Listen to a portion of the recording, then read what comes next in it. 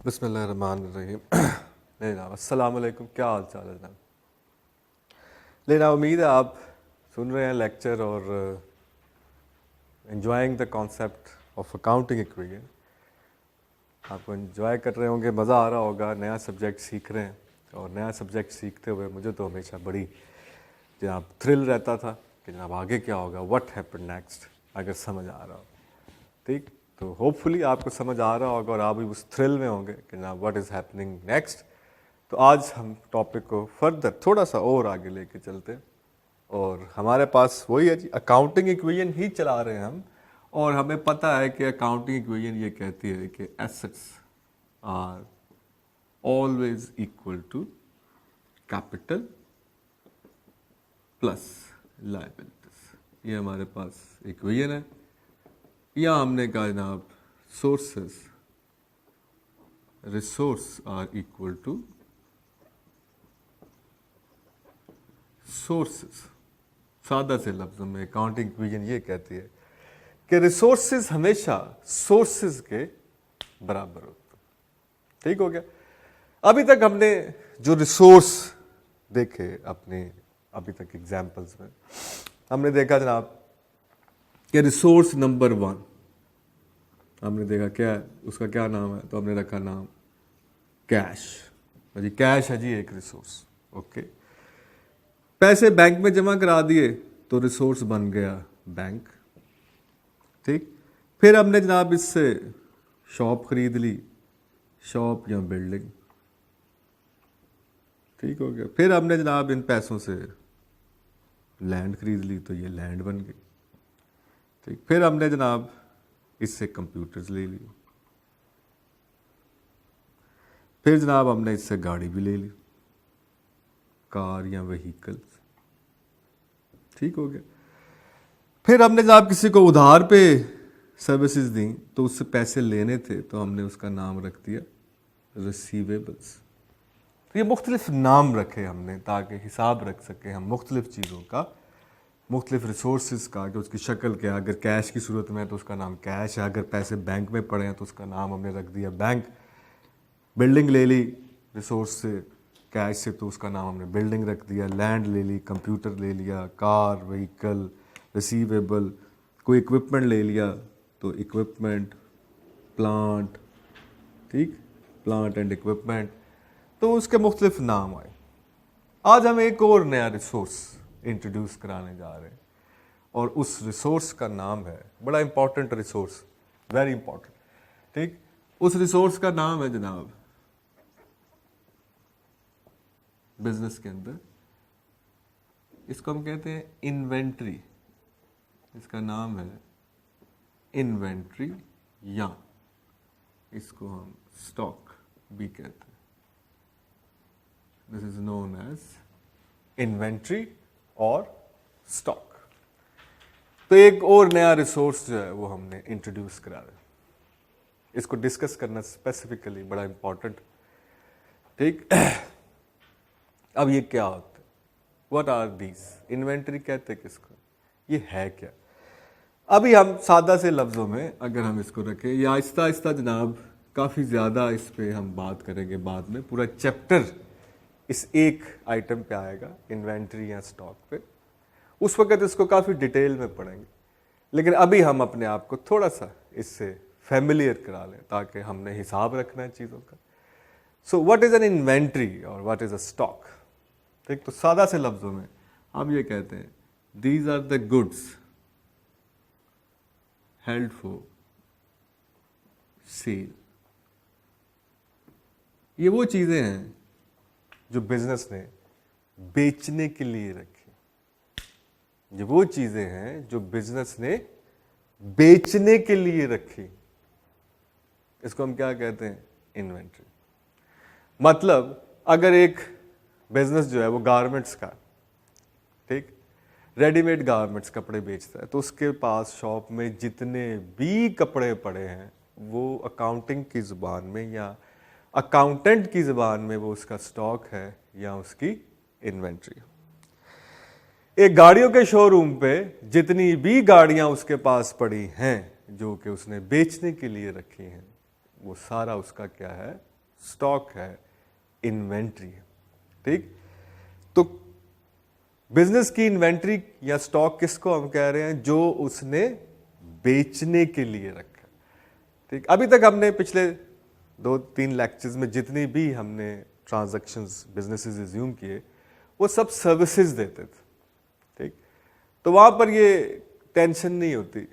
अब आज हम एक ऐसा बिजनेस इंट्रोड्यूस कराने जा रहे हैं जो क्या कर रहा होगा, जो गुड्स सेल करता है, कपड़े बेच रहा है, फॉर एग्जांपल कंप्यूटर्स बेचता है, कारें बेचता है, दालें चावल, मतलब उसका जनरल स्टोर है। तो जनरल स्टोर पे जितनी भी चीज़ें पड़ी हैं वो उसका स्टॉक है। फॉर एग्जांपल जस्ट इमेजिन कि आप हाइपर स्टार इमेजिन करें, बड़ा सा स्टोर, अल्फतेह डिपार्टमेंटल स्टोर को इमेजिन करें, तो वहाँ पर उनके फ्लोर्स पर जितनी भी चीज़ें पड़ी हैं वो सब बेचने के लिए रखी। उन सब को हम एक सिंगल वर्ड अगर देंगे तो वो क्या है? That is a stock. उसको हम कहते हैं ये स्टॉक, ये इन्वेंट्री है। तो एक ऐसा बिजनेस जो कि इस बिजनेस में इन्वॉल्व है कि वो चीज़ें बेचता है, फिजिकल चीज़ें, उनको हम क्या कहते हैं? They are generally called as the goods. और गुड्स, वो गुड्स जो बेचने के लिए हैं, उसको हम क्या कहते हैं? इन्वेंट्री। This is inventory. मतलब अगर एक बिजनेस जो है, ठीक, वो गाड़ियां बेचता है, ठीक, तो हम कहते हैं जनाब कार्स, वो उसकी इन्वेंट्री, वो उसकी गुड्स। अब ये किस फैमिली से बिलोंग करता है? तो हमें पता है जनाब के 5 फैमिलीज हैं, ठीक, और हमने लिखा है ये रिसोर्स है, तो इसका मतलब है ये क्या है? ये बिजनेस के एसेट्स में फॉल करता है। This is assets of the business, ये बिजनेस के एसेट्स पे। अब आपने जब चीजें बेचनी है, सेल करनी है, तो नेचुरली आपने वो खरीदी भी होगी। परचेज करेंगे तो सेल होगी। ठीक, परचेज करेंगे तो सेल करेंगे। यहां आप बनाएंगे, बनाने के लिए आप रॉ मटेरियल खरीदेंगे, something is going to be happen. तो सादा से लफ्जों में अगर आपने चीजें बेचनी है तो आप खरीदेंगे भी जरूर। So purchase and sale, one of the action या वन ऑफ द ट्रांजैक्शन क्या होगी कि आप चीजें खरीदेंगे। दूसरी ट्रांजैक्शन क्या हो सकती है कि आप चीजें बेचेंगे। ठीक, तीसरी ट्रांजैक्शन क्या हो सकती है कि जो आपने माल किसी से खरीदा, ठीक, वो ठीक नहीं निकला तो आप उसको वापस करेंगे।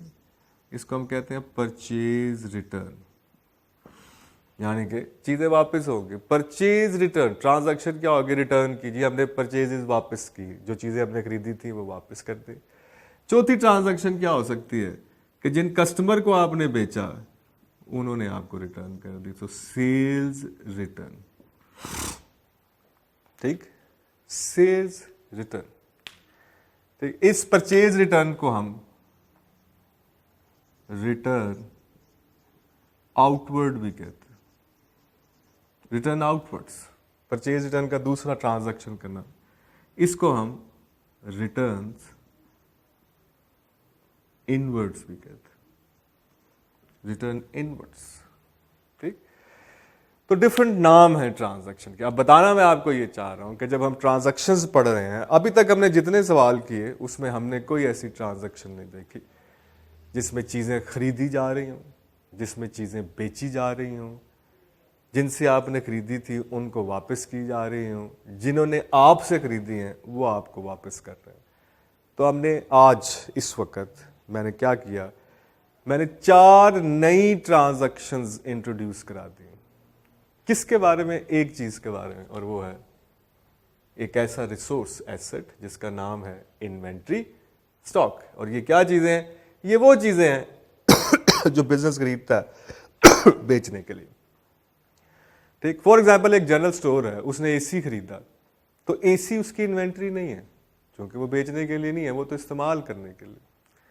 उसने फर्नीचर खरीदा, तो फर्नीचर उसकी इन्वेंट्री नहीं है, वो तो इस्तेमाल करने के लिए। ठीक, उसने कंप्यूटर खरीदा है जनरल स्टोर में, तो कंप्यूटर बेचने के लिए नहीं है, वो इस्तेमाल करने के लिए। तो जो चीजें बिजनेस में इस्तेमाल करने के लिए ली जाती हैं वो इन्वेंट्री नहीं है, वो स्टॉक नहीं है। हम उन चीज़ों की बात कर रहे हैं जो आपने खरीदी, और बिजनेस का प्राइम बुनियादी मकसद उन चीज़ों के बारे में ये है कि वो उनको जैसे ही अच्छी प्राइस मिलेगी या बेचने पे लगाएगी।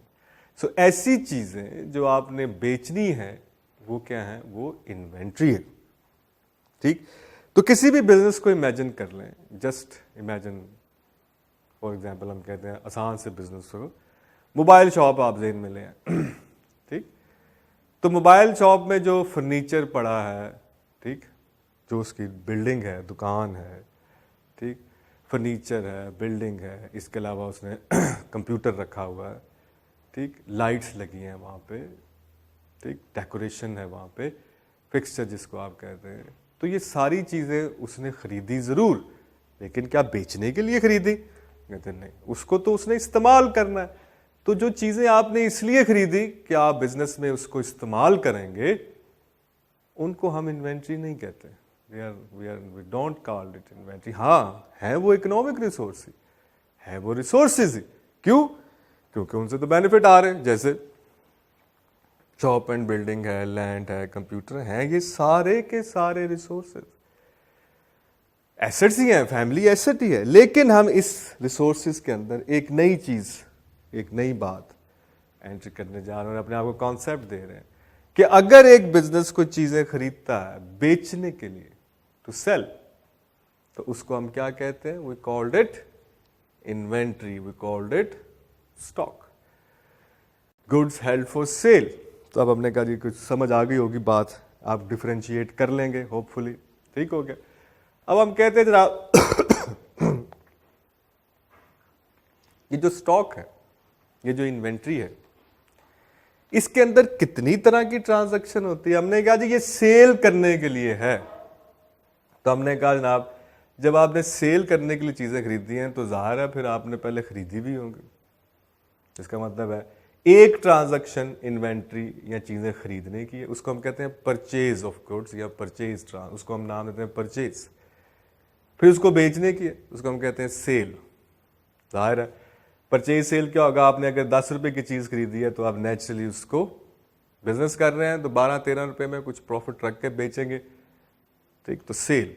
अब ये जो ट्रांजैक्शन जब होगी सेल और परचेज की, तो ये दो बाय डिफॉल्ट आ सकती है कि जो आपने चीजें खरीदी वो हो सकता है कि उसमें कोई क्वालिटी इश्यू है, कोई मसला है, वो आपको रिटर्न करनी पड़ जाए। तो एक और ट्रांजैक्शन आ गई इन्वेंट्री से रिलेटेड, परचेज रिटर्न।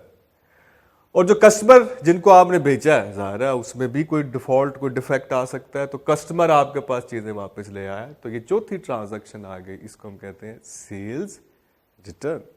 इसका मतलब है इस एक इकोनॉमिक रिसोर्स इन्वेंट्री से रिलेटेड हमारे पास 4 ट्रांजैक्शन है। एक उसको खरीदना जिसको हम कहते हैं परचेज, एक उसको बेचना जिसको हम कहते हैं सेल्स, एक उसको जो खरीदा हुआ माल वापस करना, परचेज रिटर्न, और एक उसको हम कहते हैं सेल्स रिटर्न। ठीक हो गया? अब हम कहते हैं जी स्टोरी क्या है, व्हाट इज द गेम।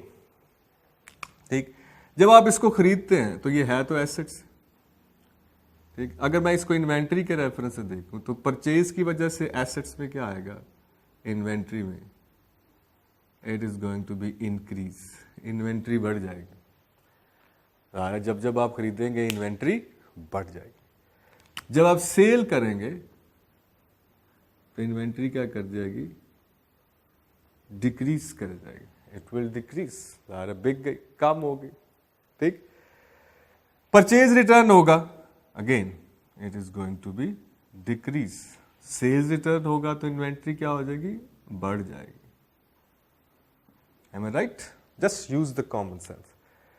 आपके पास, आपने एक दुकानदार वाला गारमेंट्स का बिजनेस करता है, उसने 100 शर्ट्स खरीदी, तो क्या होगा? इन्वेंट्री में 100 शर्ट्स का इजाफा हो जाएगा। 50 बेच दी, 50 शर्ट्स इन्वेंट्री में से कम हो जाएंगी, ठीक। उसने जिससे 100 शर्ट खरीदी थी 10 उसको वापस कर दी, 10 से और कम हो गया। कस्टमर जिसको 5 शर्ट बेची थी उसने 3 वापस कर दी, इन्वेंट्री बढ़ जाएगी। सीधा कॉमन सेंस, जस्ट सिंपल। कोई बहुत ज़्यादा चालाक होने की, बहुत ज़्यादा समझदार होने की ज़रूरत नहीं है, बड़ी सादा सी बात, ठीक। कि जनाब अगर आप चीज़ें खरीदेंगे तो आपकी चीज़ें बढ़ जाएंगी, चीज़ें बेचेंगे चीज़ें कम हो जाएंगी। ठीक। जो चीज़ें आपने खरीदी थी वो वापस उसको कर दे जिससे खरीदी थी, तो चीज़ें कम हो जाएंगी। वो चीज़ें जो आपने बेची थी, आपका कस्टमर आपको वापस कर दे, तो चीज़ें बढ़ जाएंगी। These are the 4 ट्रांजैक्शन, और इसका अफेक्ट हम देख रहे हैं ऑन द इन्वेंट्री। ठीक, अब आप एक और बात देखें, जो चीज़ें आपने खरीदी वो आपने बेच दी। Got it. अब फॉर एग्जाम्पल हम ये कहें कि आपने चीज़ें खरीदी, फॉर एग्जाम्पल 3 चीज़ें खरीदी 300 रुपये की, ठीक, और आपने 20 रुपये प्रॉफिट रख के तीनों चीज़ें बेच दी। कितनी होगी? 60। 360 रुपये की बेच दी। ठीक। अब आप देखें कि आपके पास 300 के इन्वेंट्री थी, आपने 360 रुपये की बेची। अब इसको थोड़ा सा इंडिविजुअली देखें। स्टोरी कहाँ से शुरू हुई? आपके पास था कैश, कितने का? इज्यूम 300 का। आपने इसकी इन्वेंट्री खरीद ली। क्या हुआ? तो हम कहते हैं जितना तुम्हें पता चल गया, कैश -300 हो गया, इन्वेंट्री में जमा 300 हो गया। ठीक हो गया। आपने ये इन्वेंट्री बेच दी, ठीक, सेल कर दी। अब जब आप सेल करोगे तो फॉर एग्जांपल हम कहते हैं 360, तो जब आपने इन्वेंट्री सेल कर दी तो ये इन्वेंट्री 300 से कम हो गई और इधर कैश 360 से बढ़ गया। अब हम कहते हैं अगर आप गौर करें कि बाइंग और सेलिंग में क्या हुआ, क्या आपका कैश 60 रुपये से बढ़ गया। तो ये 60 रुपये क्या है? तो कहते हैं इट्स इनकम। इसने किसको बढ़ाया होगा अकाउंटिंग इक्वेशन में? तो हम कहते हैं it will increase the, yes, it will increase the capital. Capital को इंक्रीज कर देगा। ठीक। अब जो माल आपने बेचा वो वापस आ गया, तो इसका मतलब है फॉर एग्जाम्पल हम कहते हैं कि जी आपने 3 चीज़ें 360 की बेची, एक चीज़ वापस आ गई और आपको 120 रुपये वापस करने पड़ गए। तो -120 जमा इन्वेंट्री कितने की है? 100 वापस लिख लिया। 20 किधर से जाएगा? तो कहते हैं 20 कैपिटल में से माइनस हो जाएगा। क्या आपने वहां पे क्या ऐड किया होगा? कैपिटल में 60। जब आपने इनको बेचा, 300 की चीजें 360 में बेची, तो आपने 60 का प्रॉफिट कैपिटल में ऐड किया होगा। एक चीज वापस आ गई, तो हमने कहा जनाब 120 से कैश कम हुआ, 100 से इन्वेंट्री बढ़ गई, तो रिसोर्सेज कितने से कम हो गए? एक नेट 20 से, तो उधर से प्रॉफिट वापस हो गया।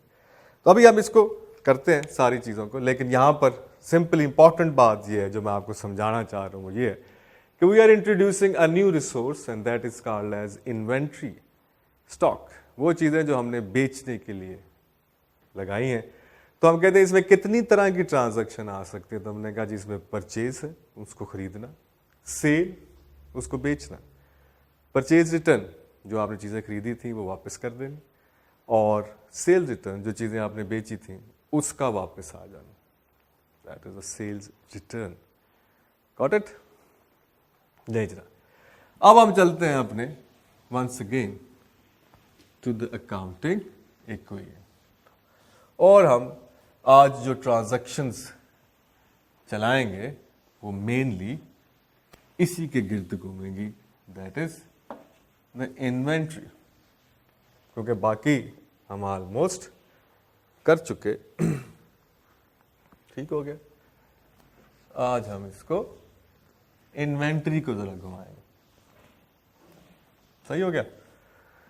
ले जरा, इक्वेशन है हमारे पास same, assets are equal to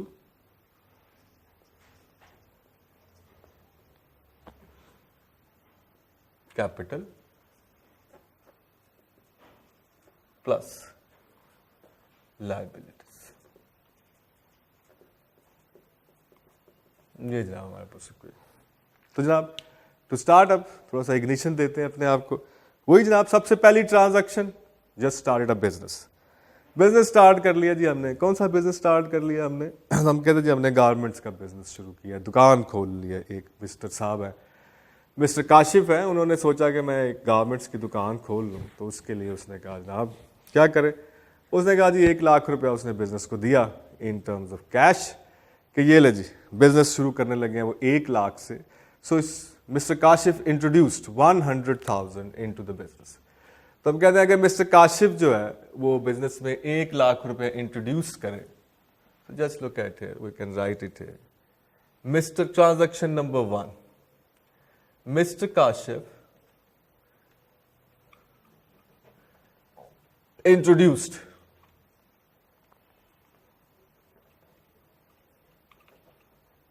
rupees 100,000 into the business in cash। Cash में बिजनेस को 1 लाख रुपए दे दिया। तो हमें पता है जनाब कि हम कहें जी बिजनेस के पास एसेट्स आ गए, कैश कितने का जी, ₹100,000। कहां से आए? हम कहते हैं जनाब इट्स फ्रॉम कैपिटल, ओनर ने दिए ₹100,000। ठीक, पहली ट्रांजैक्शन। अब हम इधर उधर की ट्रांजैक्शन में नहीं जाते, we will focus on our main transaction. ठीक हो गया। अब इस 1 लाख में से उसने क्या किया, 50,000 की उसने शर्ट्स, रेडीमेड शर्ट्स बाय कर ली, 50,000 की उसने शर्ट्स बाय कर ली। ठीक, होलसेल का काम करते हैं साहब।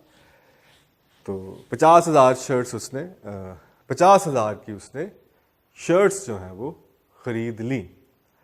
फॉर एग्जाम्पल हम कहते हैं कि उसने 1,000 रुपए की एक शर्ट आई। ठीक ठीक, तो कहते हैं आप business purchase, business purchases shirts for ₹50,000 costing ₹1,000 each। 1,000 रुपए की एक शर्ट उसने खरीदी है 50,000। तो कितनी शर्टें खरीदी होंगी? 50।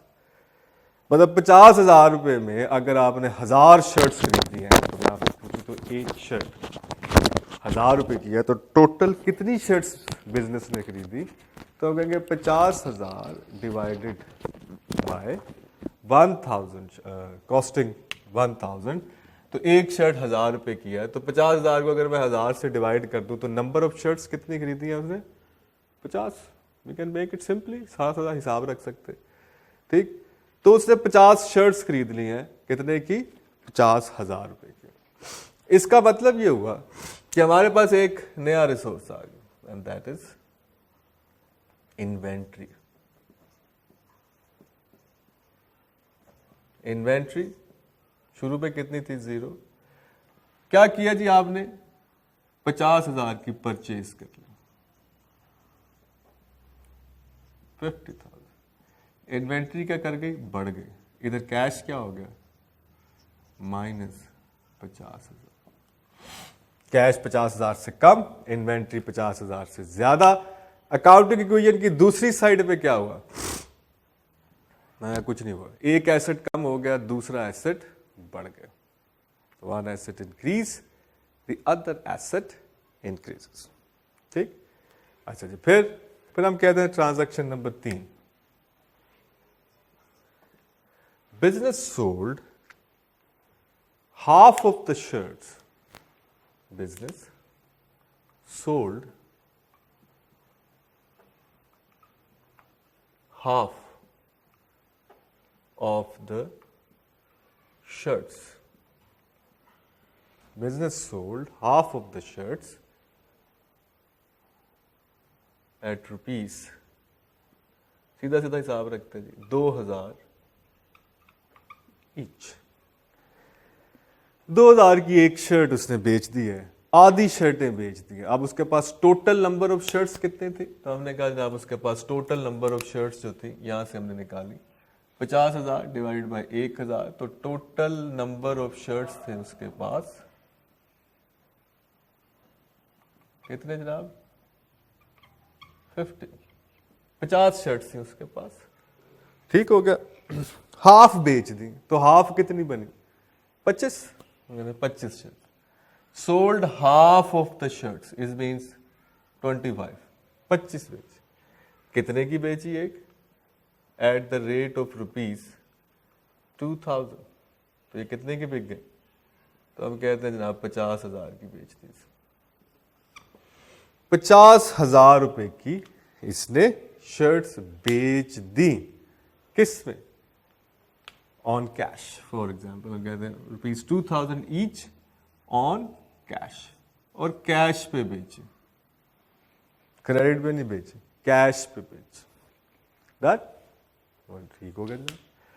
अब हम कहते हैं जनाब इस ट्रांजैक्शन को देखें, तो उसने कहा आधी शर्टें बेच दी उसने। अब जस्ट थोड़ा सा आपने गौर करना है यार, जब उसने आधी शर्टें बेची तो वो बनी 25। हमने एक शर्ट खरीदी कितने की थी? तो हमने कहा जी कंपनी ने शर्ट खरीदी है 1,000 रुपए की है। तो जब आपने 25 शर्ट बेची तो उसकी कॉस्ट क्या है आपके लिए? 1,000। तो हमारे पास जो इन्वेंट्री कम हुई वो है 25,000 की, क्योंकि हमने तो 1,000 की खरीदी हुई है बिजनेस ने, उसने 25 शर्टें बेच दी।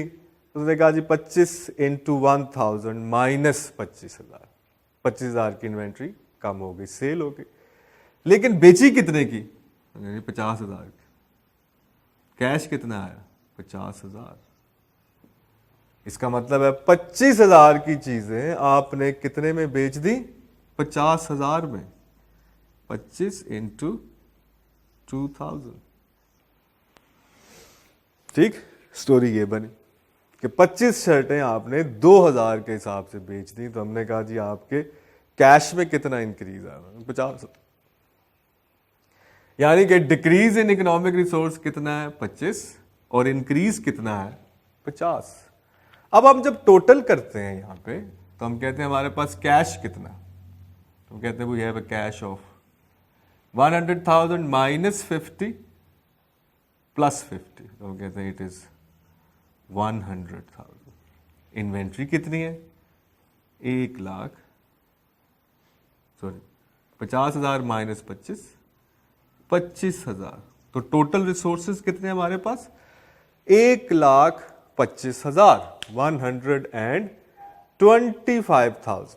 और अगर अब इधर इस साइड पे आते हैं तो हमारे पास कैपिटल कितना? तो हम कहते हैं इट इज ओनली 100,000। लायबिलिटी सिरे से नहीं है, तो इक्वेशन टैली नहीं हो रही। तो हमने कहा जी टैली कैसे हो? आपने जो ट्रांजैक्शंस की हैं, 2 परचेज और सेल की, उस पे जो प्रॉफिट हुआ है सेल पे, वो एट किसको जाना है? ओनर को जाना है। तो वो प्रॉफिट तो लिखें। तो जी वो प्रॉफिट कैसे निकला? तो हमने कहा जनाब कि आपने 25,000 की चीजें कितने में बेच दी? 50,000 रुपए में। ठीक, तो प्रॉफिट कितना है? तो हम कहते हैं जी इसमें जो प्रॉफिट हुआ है प्लस प्रॉफिट। कैसे निकाला हमने? 50,000 उसकी सेल प्राइस है, माइनस 25,000 की हमने खरीदी थी। तो हमारा प्रॉफिट कितना आ गया? 25,000। तो 1,00,000 जमा प्रॉफिट, टोटल कितना आ गया? 1,25,000। तो ट्रांजैक्शन अकाउंटिंग इक्वेशन क्या रही? इक्वल रही। सही हो गया। ट्रांजैक्शंस जो है वो इक्वल रही। अच्छा, फिर हम कहते हैं जनाब एक और ट्रांजैक्शन ले लेते।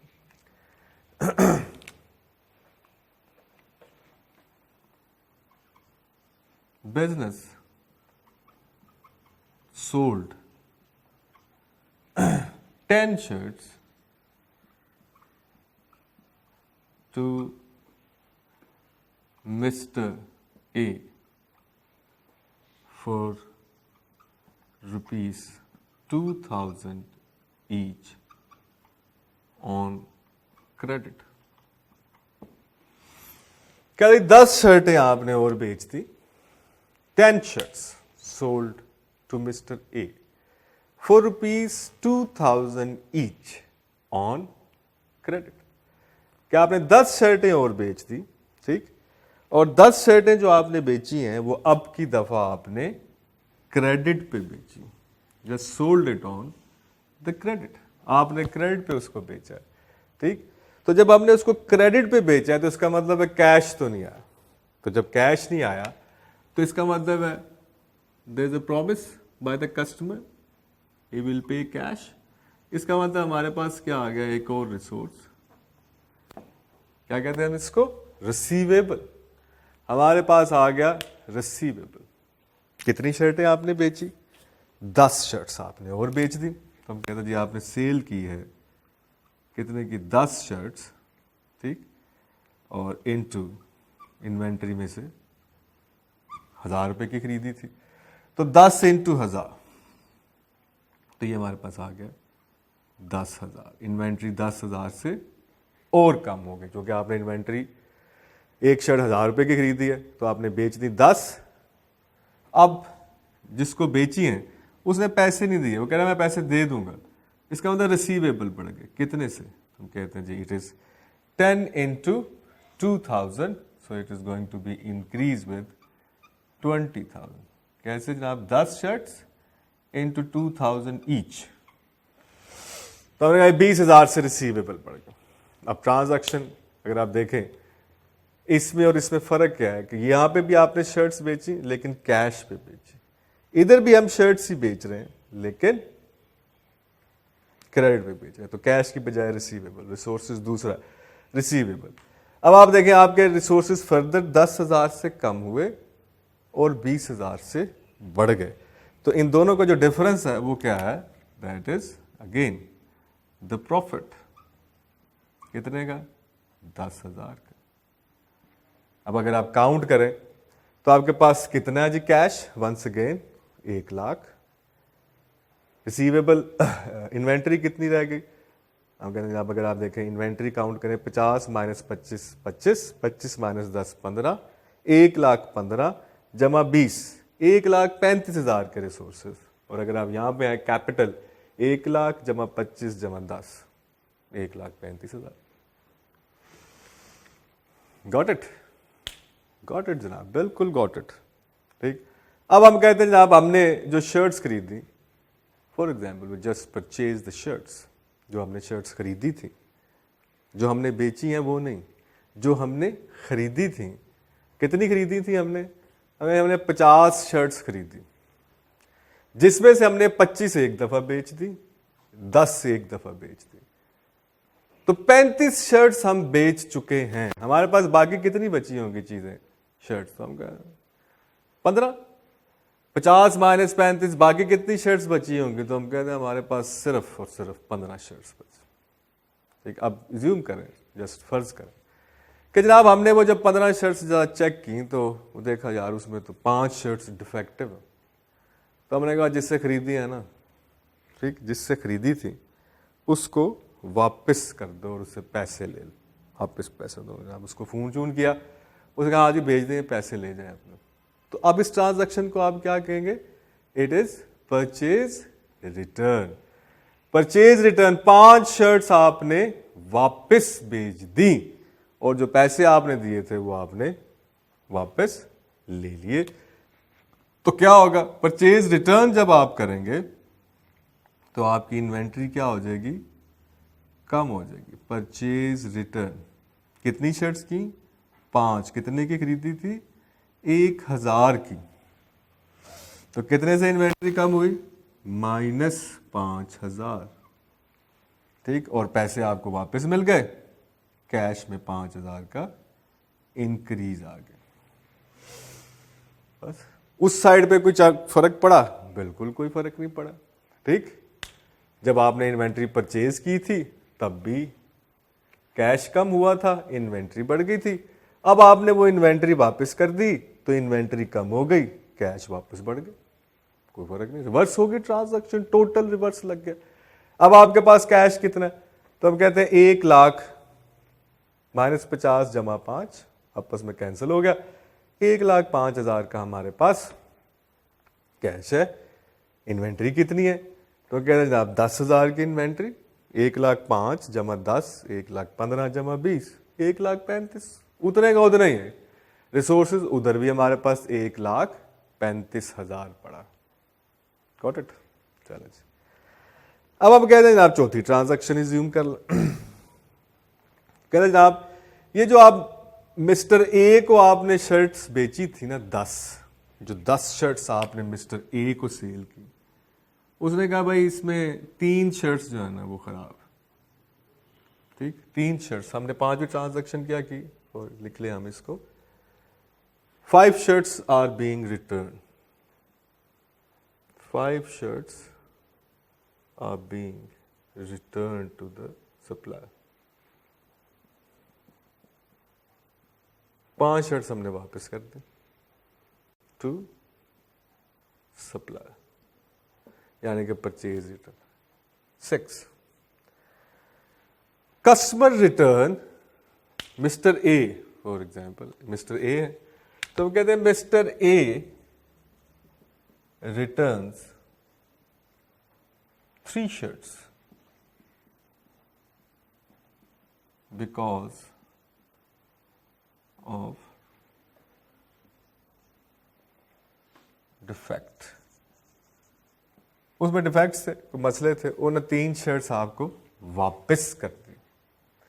The 3 shirts has been returned, आपको वापस आ गया। अब ये ट्रांजैक्शन क्या है? Sales return. It's a sales return. इसका मतलब है ये जो आपने सेल की थी कस्टमर को, इसमें से 3 शर्ट्स वापस आ गए। 3 shirts has been returned। अब आप देखें यहां पे बड़ा इंपॉर्टेंट बात, सेल्स रिटर्न, इन्वेंट्री में 3 शर्ट्स वापस आ गई। इसका मतलब ये इंक्रीज होगा कितने से? जितनी उसकी कॉस्ट थी, 3000 वापस आ गई, आपने वापस लिख ली इन्वेंट्री में, जमा 3000। उस बंदे को अगर आप देखें तो जो उसने आपको पैसे देने हैं, यहां से आप माइनस करेंगे कितना? उसको आपने बेची थी 2000 की, तो हम यहां से माइनस क्या करेंगे?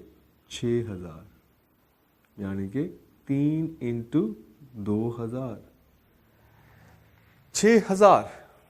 ठीक, अब हम कहते हैं जनाब अगर हम टोटल करें अपने पास, तो हम कहते हैं यहां पे आ रहा है 1,05,000, 105।